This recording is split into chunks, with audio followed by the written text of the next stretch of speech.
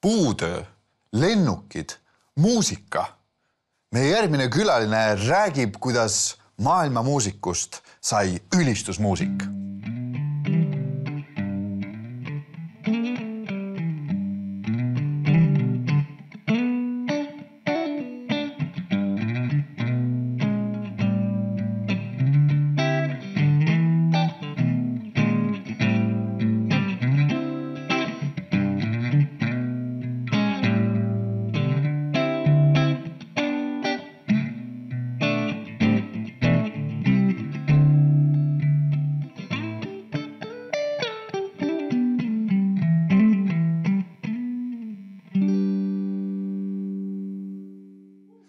Oleme täna saanud osa millestki erilisest ja tõesti, mul on hea meel tervitada saatesse Margus. Tere, Karl. Kuule, mul on nii hea meel, et sa oled saanud tulla. Esiteks, ma saan aru, et meil on sündinud uus introlugu Meistri töökojale. No ma loodaks küll. Ma arvan, et sellest võetakse kinni. Võetakse kinni, sellepärast, et midagi, mis alati minul sinuga on seondunud, on just seesama, mis praegu juhtus. Gitarrimäng ja siuke mõnus ja siuke et haarab siin nagu kaasa. Aga Margus, kõik sind ei tunne. Räägi natuke endast. Kes sa selline oled, kust sa tuled? Mina olen siis Margus Koroljov ja ma enamus lapsepõlvest elasin Koerus Kesk-Eestist, nii et tervitusi Koeru rahvale. Ja ma tulen mitteusklikust perest. Nii et minu jaoks usule tulemine ei olnud nii lihtne võib-olla kui minu abikaasal, kes oli pühapäeva koolis ja lapsena kuulas väga palju evangeeliumitest, siis temal oli usule tulemine palju lihtsam kui minul. Et aga jah, ma võin hiljem rääkida ilmselt ka sellest usule tulemisest. Jõuame sinna ka. Aga sa nimetasid, sa oled täna abielumees samamoodi ja sa oled ka isa. Et kui sa natuke viiksid läbi, et kes on siin su kõrval ja kes on need, kes siin tulevastel piltidel on? Ja selle imelise ilusa naise kõrval on üks imeline Margus. Nali. Et ja, tema on Liisa, minu abikaasa ja me abilusime 2017. Ja tegelikult temaga on üks vägev lugu. Me olime 13, kui me hakkasime tantsima rahvatantsu koos. Me oleme samas kandist pärit, Koerust. Ja ma armusin temasse väga kiiresti juba väiksest saati. Ja ma mäletan, kui ma olin 17, siis ma olin veel möllumees ja peomees selline ja ma jõin ennast nii täis. Ja mul on mingisugune õigeusu taust, et minu tädi on õigeusklik ja ta lasi mind ristida ja tegelikult see oli nagu väga selline pinnapealne, aga ma ikka kuidagi hakkasin rohkem mõtlema võib-olla Jumala peale sel perioodil. Ja ma mäletan, et ma tundsin, et ma ei saagi Liisa endale. Kuskil 17 või 18 olin ja tulin kuskilt peolt ja sellised armuvalud, hirmsad ja... Teismeline meeleheitel noormees. Ja täis ja purjus. Ja siis ma olin voodis kodus ja ma hakkasin nii kõvasti nutma ja ma palusin Jumalat. Esimest korda elus. Ütlesin, et Jumal tõesti, kui sa oled olemas, siis palun anna Liisa mulle. Palun. Ja siis kuskil 5-6 aastat tagasi Jumal tuletas meelde seda momenti mulle südames. Ja ma mõtlesin, et täitsa lõpp. Jumal, aitäh sulle. See tänupalve oli siukse suure sellise delay'ga või sellise ootega, viivisega. Et aga ma tõin tänu Jumalale ja siis ma tõesti tundsin, et see on tõesti tänupalve, et Liisa on minu kõrval. Ja siiamaani aeg-ajalt ma mõtlen, mida asja? Liisa on abikaasa, ei ole võimalik. Ja tänaseks teil on ka imelised 2 last. Ja.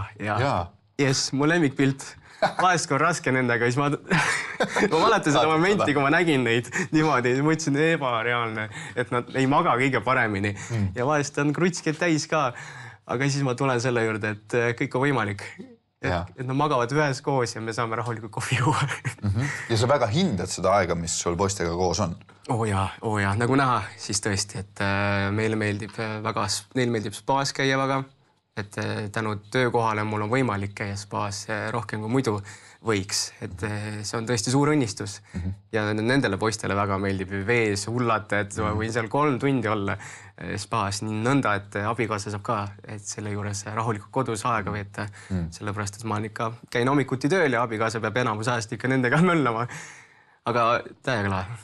Teile meeldib reisida koos, te olete käinud mitmetel reisidel, mis ise oled öelnud ka, et alati ei tundu nagu mõistlik rahakotile nagu minna. Nojah, aga... kuigi meil on isegi hoius on ju selleks reisimiseks, aga ma näen alati nagu teistmoodi, et kuhu võiks nagu võib-olla teise kohta raha panna.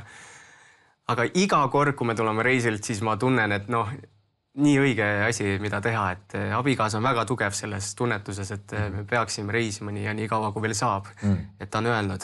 Aga mul ikka iga kord ma mõtlen, no kas sa oled ikka kindel, et juba lähme või no mis? Võiks nagu oodata. Ja siis, kui sa oled, oi, tegelikult on päris hea, aitäh, kallis. Ja, et lapsed näevad ka rohkem. Aga muusika on midagi, mis on väga südamelähedane.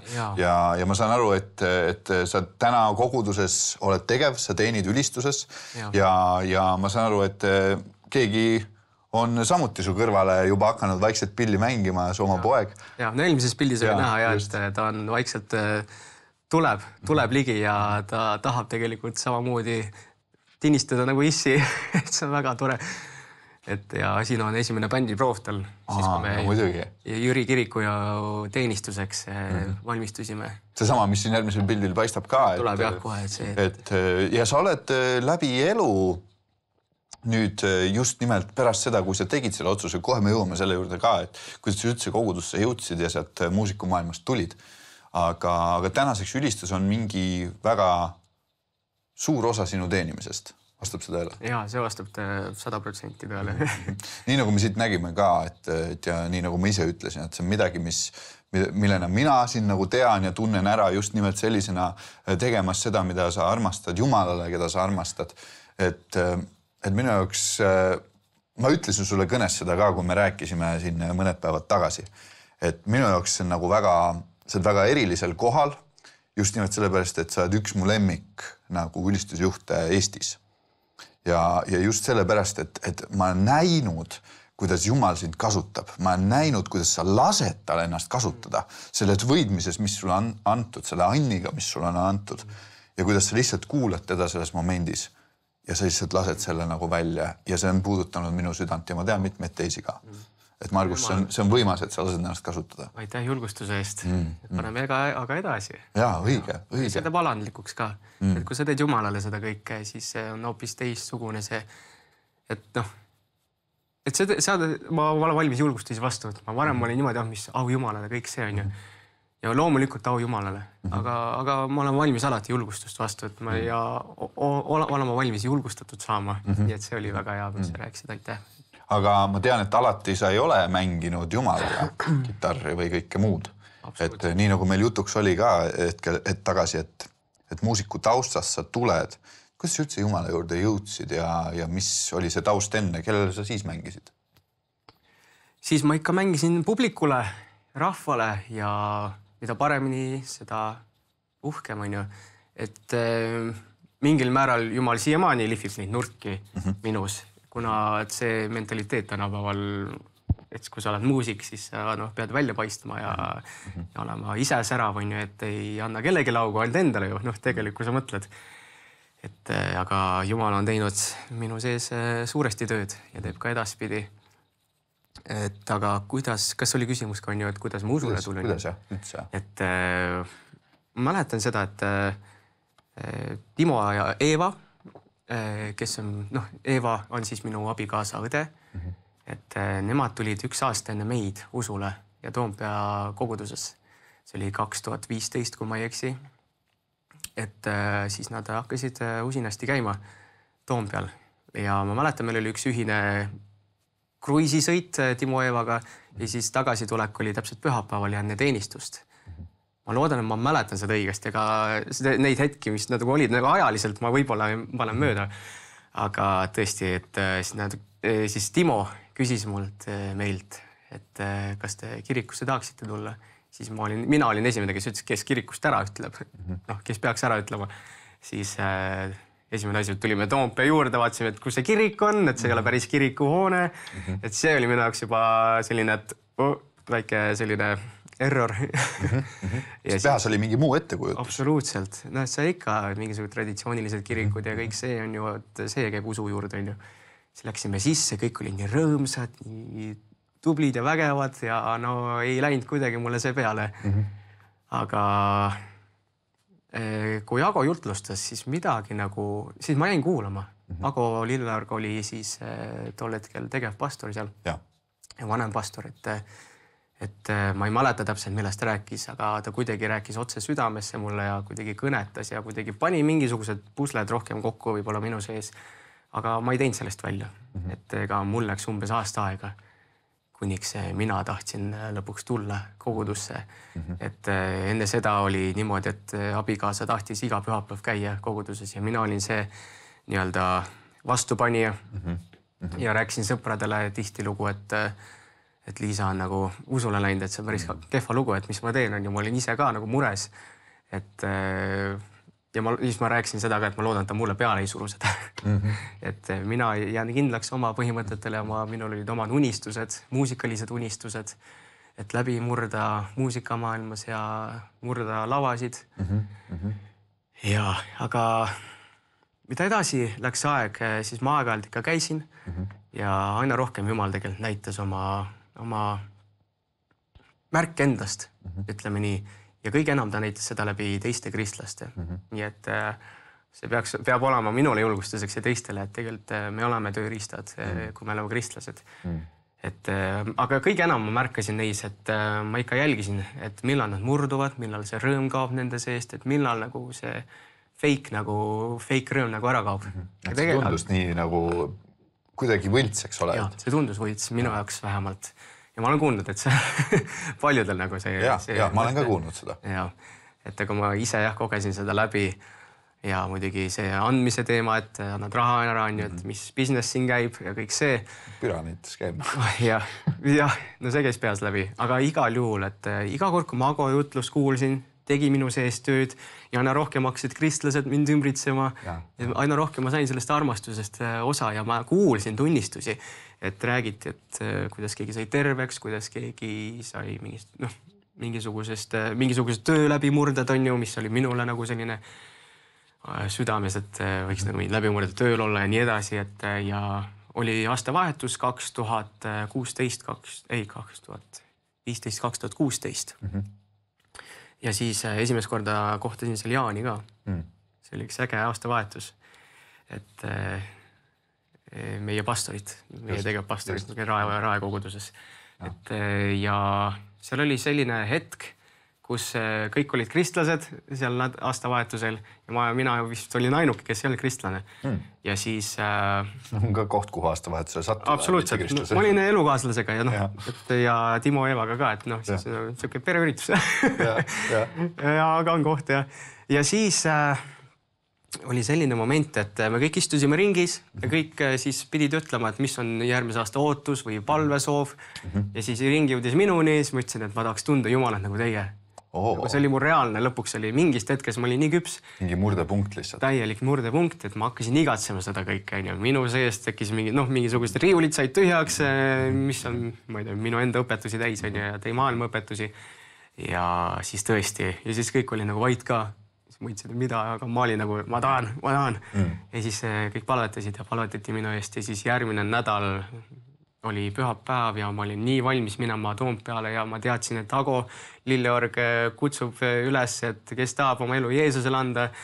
Et see oli, ma ei tea, mitmes kord, mille ma kuulsin seda, aga siis ma teadsin, et ma teadsin juba, et ma võtan Jeesuse vastu, et sellel hetkel. Aga see, kus Ago juhatas päästepalvele ja Jeesuse tundmisele ja meeleparandusse, et see oli nii nagu, see oli nii hea.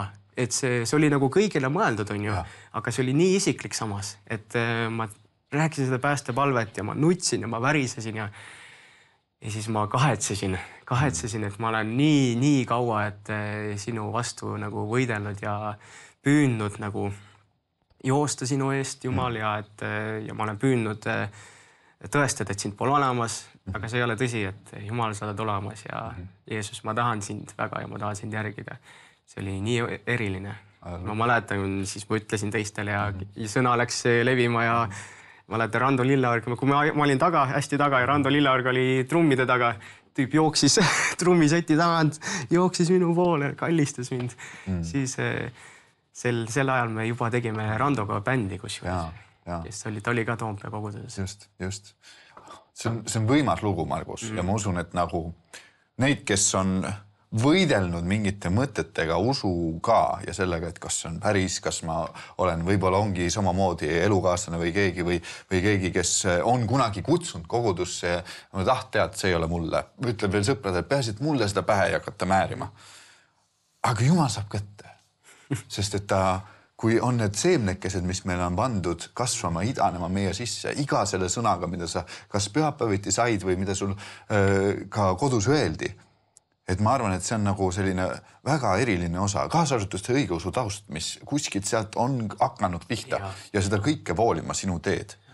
Aga ma tean, et täna lisaks sellele, et sa oled koguduses, lisaks sellele, et sa oled teeniv, sa tegelikult teed päris vahvaid asju, nii nagu sa nimetasid, sa oled raekoguduse liige ja seal me nägime ülistuspildid, kus sa oled teenimas kaasas. Aga igapäevatöös tegelikult sa teed hoopis midagi täiesti muud, midagi sellist, mida ma nagu ei arvakski, et sa võiks teha. Ja need on kaks asja. Esiteks, ma tean, sa oled lennujaamas ja sul on üks pilt siin kaasas ka samamoodi, et mis sa teed seal lennujaamas täpselt, kui sa lühidalt lihtsalt kiiresti peaksid andma meile väikse ülevaate? Et ma olen maapealne teenindaja. Kõik teenused, mida me osutame maa peal, seda ma pakun, et pukseerimine, treppide paigaldamine ja talvel on jäätõrje. Siin olen mina. Üks vahva pilt. See kraana sees, et jäätõrje. Ja siis koonuste korjamine ja poosetamine ei käi selle juures tegelikult. Et ja noh, see oli moment ja võib-olla. See oli selline moment, kus ma tegin seda visuaalkontrolli enne väljumist, et see on ka käib meie juurde. Kui lennuk tuleb, teeme visuaalkontrolli ja siis lubame kõik osakonnad lennukiligi ja kui läheb välja, enne kui ma pukseerima hakkan, siis ma teen visuaalse kontrolli, et luugid oleksid kinni või oleks mõlke, mida peaks registreerima ära. Väga kihvt. Ja samuti teine osa su tööst. Sul meeldib kätega nikerdada, ma tean. Ja sul on siuke kihvt lumberjaagu sälk seljas on ja see on täitsa töökoja särk sul. Ja see ei ole üldse võõras sulle. No sellist lauda mul ei ole, ma võtan pärast kaasa. Teeme mingi teema sellega. Aga siin on näha midagi, mis sa oled küll oma kätega teinud. Ja lihtsalt lühidalt, kui sa annaksid, et kuidas sa üldse sattusid sellesse valdkonda, et sa puutööga tegeled? Et minu isa tegelikult on kogu elu restaureerinud mööblit. Kuigi tõsi on, et mina tema töödega, nagu ma ei saanud kaasas olla mitte kunagi, et ma lihtsalt nägin alati tulemust või nägin vahest ka nagu, mis ennem oli, mis pärast oli. Aga see kuidagi jäi minu külge, ja mu isaga nagu suhted on alati nagu aina mõnusamaks läinud ja ma aina rohkem nagu tunnen nagu armastust tema vastu ja see, mida on teinud, kuidagi kogesin, et võiks ka proovida. Aga Margus, kirjuelu, erinevad taustad, erinevad hobid, kaasarvatud see, et sulle meeldib sporti teha, ja ka pereelu kõrvalt, et üldse aega leida. See kõlab niimoodi, et see võib kõik päris väsitav olla. Ja sa oled ise mulle öelnud ka, et üks võitluskohti, mis sul on elus olnud, on olnud väsimusega. Tahad sa avada natuke seda? Loomulikult. Aga loomulikult ma ütlen ka seda, et võib-olla ma tegelen nii paljud asjadega, ma ei tegele korraga nendega. Aga muidugi mõnes mõttes see seest nagu mingi hetk sa nagu mõtled, et sa tahaks nagu rohkem nüüd sellega tegeleda, miks ma sellega ei tegele. Nagu mingisugune nagu mingid hobid tõmbavad enda poole rohkem nagu siis ongi Jumala armu abi. Aga see väsimus on tõesti teemas, et see on ka minu nagu eestpalve soov ka võib-olla siin, kui välja tuua, et kindlasti minu töö ei ole nagu tegelikult lihtne. Ma olen 11 aastat juba lennujaamas töötanud, ja seal on ikka graafikuga see töö.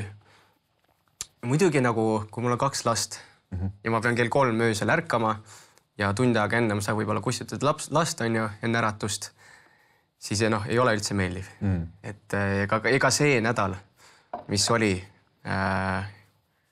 eelmine nädal, vabandust, et see oli tegelikult väljakutsuv, et olen kogenud väga palju Jumala armu ja juhtimist ja kõike seda ja niisugust kergust on ju ka töö juures, aga see eelmine nädal oli nii raske ja ma kuidagi, mul oli pikk tsükkel, iga päev pidin kell 3 ärkama ja siis õhtuti laps jäänud magama ilusti, ja siis kustutad teda ja siis kustutad tund aega teda.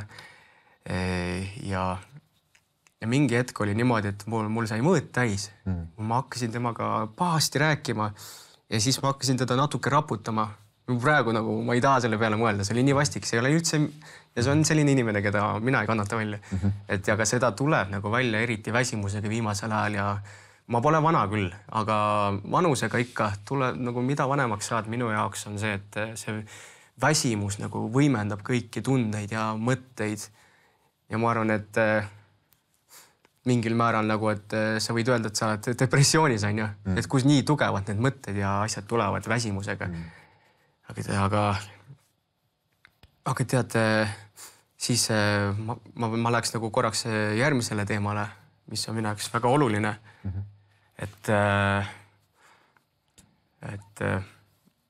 Et vendlus, see vendlus on nii oluline. Et ja ühine osadus vendadega. Et me pidime ühe venna Tarvoga kokku saama tükk aega juba. Ja see langes eelmise nädala peale ja selle raske nädala peale.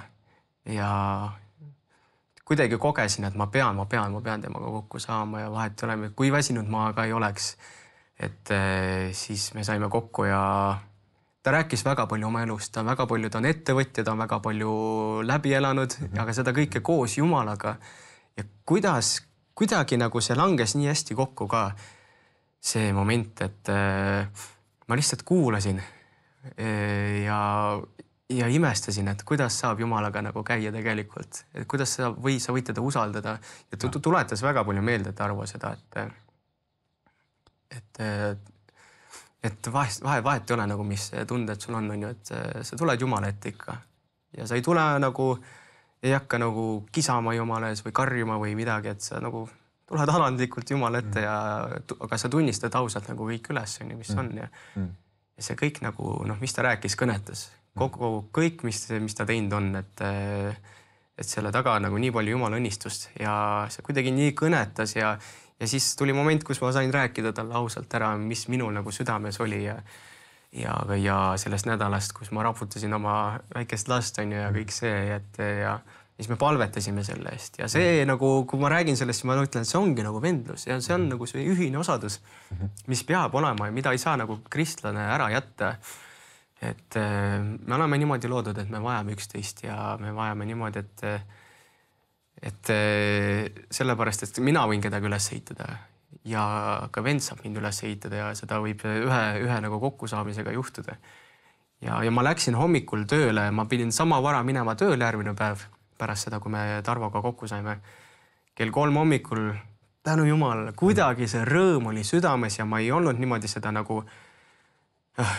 ma olin seda nagu palunud muidugi, aga ma ei oodanud, see tuleb nüüd, et see hommikul märkan ja see rõõm oli nii ehne. Ja töö juures ka kõik nagu vaatasid nii imelikult, et mis sa nagu tarvitanud oled või mis, et ma särasin terve aeg ja kuidagi see rõõm ei läinud ära minu seest ja ega ma ei tahtnudki ja tore oli tööd teha ja mis üle pika aja, et ja see väsimus oli siis kadunud? See väsimus oli ikka päris kadunud jah, et võib-olla kehaliselt mingil määral sa tunned midagi on ju, aga kuidagi Jumala vaim oli nii ergas ja nii kohal ja minu jaoks nagu oli väga oluline ka meie isa palve sel hommikul, palvetasin ja ma tundsin, kuidas see kandis ja ma jõudsin koju ja ma kallistasin oma lapsi ja see näitas ilmselt seda ka meeleparanduse momenti ka ära, et sa pead meelt parandama on ju selliste asjade pärast. Ma arvan, et Margus selle koha pealt nagu ma olen ise seda näinud oma elus ja samamoodi sellised väsimuse momendid, kus sa mentaalselt oled lihtsalt läbi.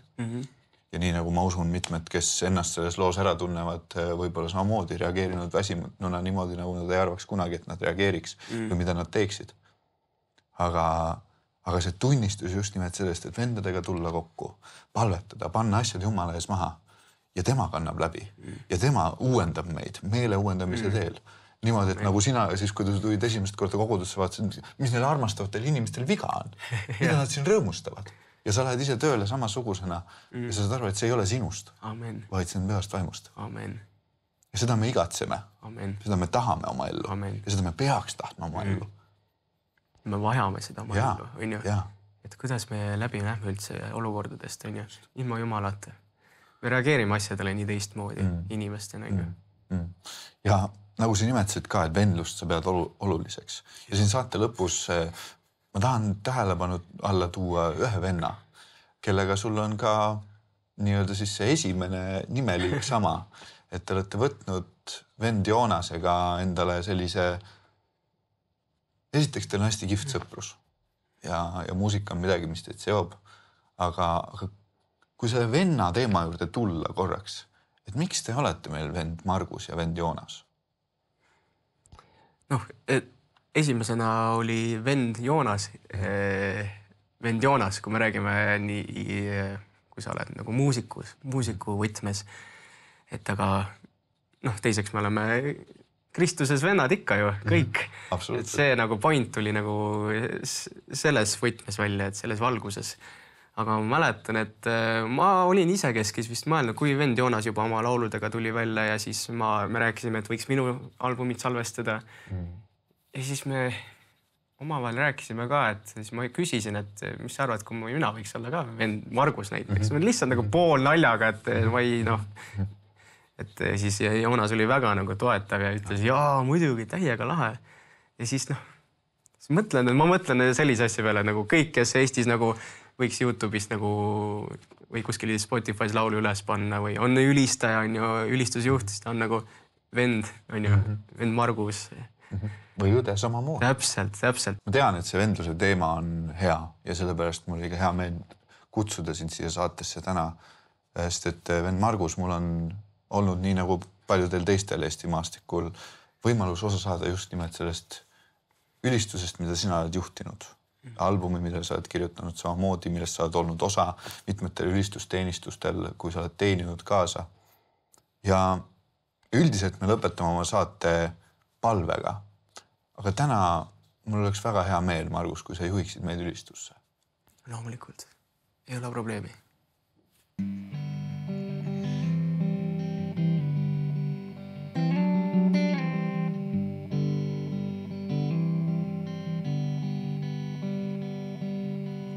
Issand, oled meile olnud eluasemeks põlvest põlve. Enne kui mäed sündisid, sina olid ikka valitsemas. 1000 aastat on su silmis nagu eilne päev, kui see möödub. Õpeta meid päevi arvestama, et tarkusesse südamed ilmutaksid. Issandal, olgu lahke meil meie vastu, meie kätte tööta kinnitagu meile. Saagu nähtavaks su töö su sulastele ja nende lastele su auhiilgus.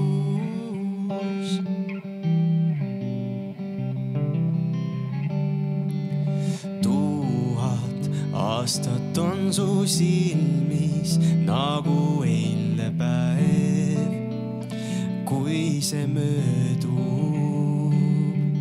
Õpeta meid päevi arvestama, et tarkusesse südamed kinnituksid. Issandal, olgu lahke meil meie vastu, meie kätte tööta kinnitagu meile. Saagu nähtavaks su töö su sulastele ja nende lastele su auhiilgus. Meie päevad need mööduvad kiiresti ja me läheme lennates ära.